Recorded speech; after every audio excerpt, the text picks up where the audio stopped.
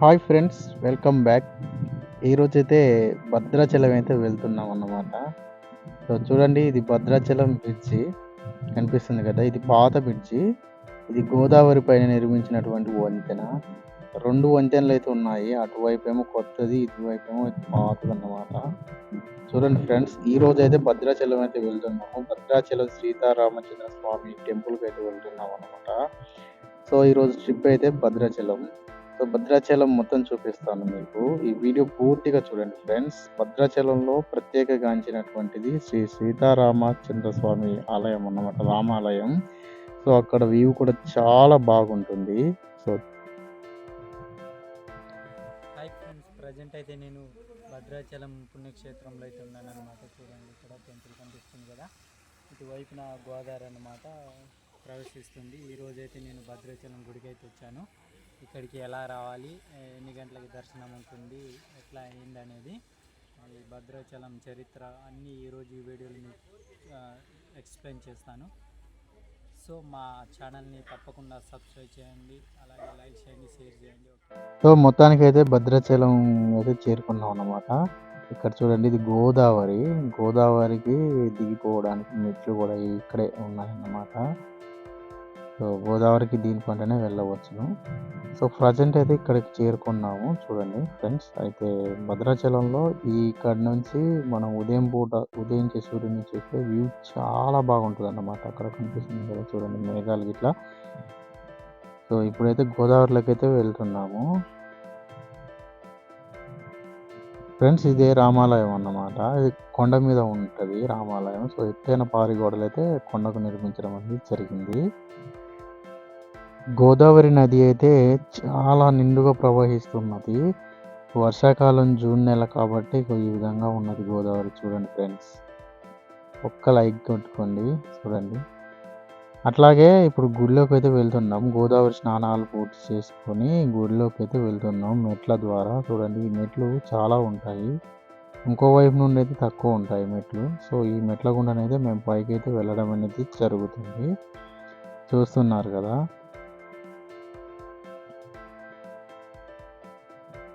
అయితే గుడిలోకి అయితే సెల్ ఫోన్స్ అనేటివి అలౌ చేయరు. సో స్టార్టింగ్లో అక్కడ వెళ్ళాక తీసుకుంటారు అన్నమాట. మాకు చూపించేంత కూడా చూపిస్తాను. ఇక్కడ కనిపిస్తుంది కదా, ఈ పోకల దమ్మక్క అన్నట్టు. దమ్మక్క అంటే మొట్టమొదటిసారిగా భద్రాచలంలో శ్రీరామచంద్రమూర్తిని ఆరాధించిన మహాభక్తురాలన్నమాట. ఇక్కడ చిత్రాన్ని చూడండి, కనిపిస్తుంది కదా, సీతారామచంద్ర స్వామిని ఒక పుట్టలో ఉండంగా బయటికి తీసి ఆ తల్లి పూజ చేసింది. ఆ తాటి పండ్లను స్వామివారికి నైవేద్యంగా పెట్టి ఒక తాటి చెట్టు కింద పూజించేది అన్నట్టు. కాలక్రమేణా శ్రీరామదాసు అక్కడికి వచ్చి ఈ శ్రీరాముడికి భక్తుడిగా మారి ఈ ఆలయం నిర్మించడం అనేది జరిగింది. తర్వాత ఈ పోకల దమ్మక్క మరణించడం కూడా జరిగింది అన్నట్టు. మొట్టమొదటిసారిగా భద్రాచలం కోయగూడెం అన్నట్టు, ఒక కోయ వాళ్ళది. అయితే భద్రాచలం ఎంట్రన్స్ అయితే గుడికి ఈ విధంగా ఉంటుంది. చూడండి, ఇది రాజగోపురం అన్నమాట, ఇది ఎంట్రన్స్.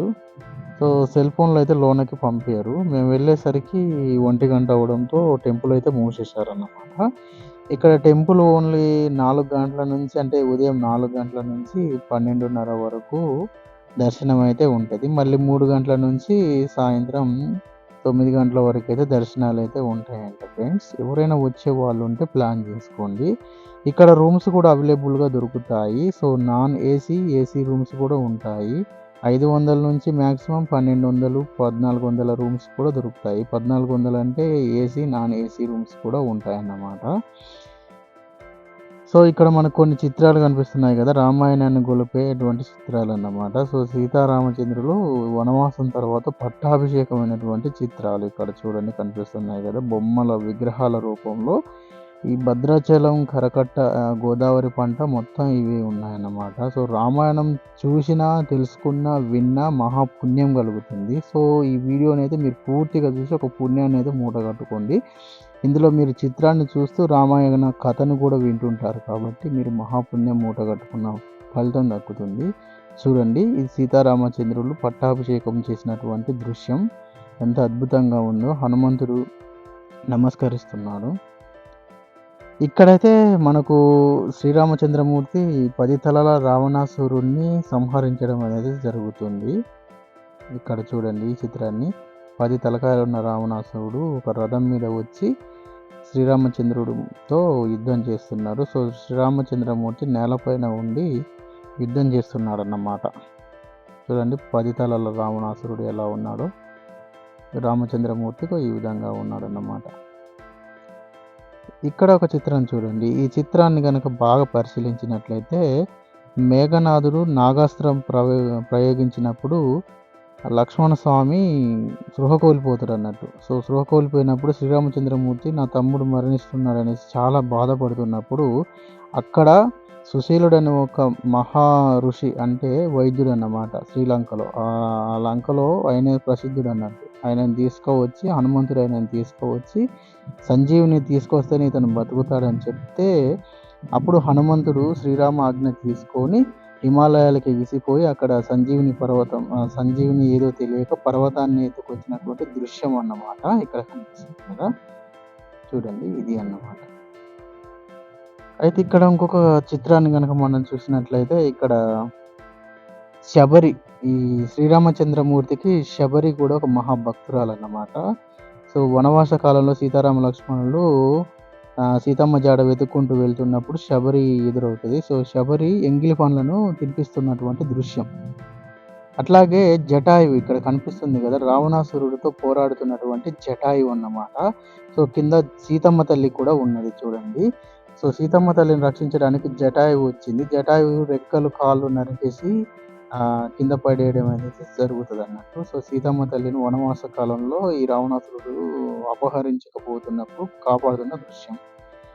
ఇక్కడైతే సీతారాములు పర్ణశాల దగ్గర ఇలా విహరిస్తూ ఉన్నప్పుడు మారీచుడు అనే ఒక రాక్షసుడు మాయలేడి రూపంలో వచ్చి సీతమ్మ తల్లికి కనిపించడం జరుగుతుంది. సో సీతమ్మ తల్లికి బంగారు లేడి, అప్పుడు బంగారు లేడీలు ఎక్కువ ఉండేవి అంట. సో ఆ బంగారు లేడి నాకు కావాలి, నేను పెంచుకుంటాను అనగానే సీతారామచంద్రమూర్తి తన సీతమ్మ కోరికను తీర్చాలనేసి వెళ్ళాడన్నమాట. వెళ్ళినప్పుడు రావణాసురుడు లక్ష్మణ స్వామిని కూడా వెళ్ళేదాకా చూసి వచ్చి సీతమ్మ తల్లిని అపహరించకపోవడం అనేది జరిగింది. ఆ కానుండి రామాయణ కథ వేరేలా ఉంటుందన్నమాట. సో ఇది ఆ దృశ్యం.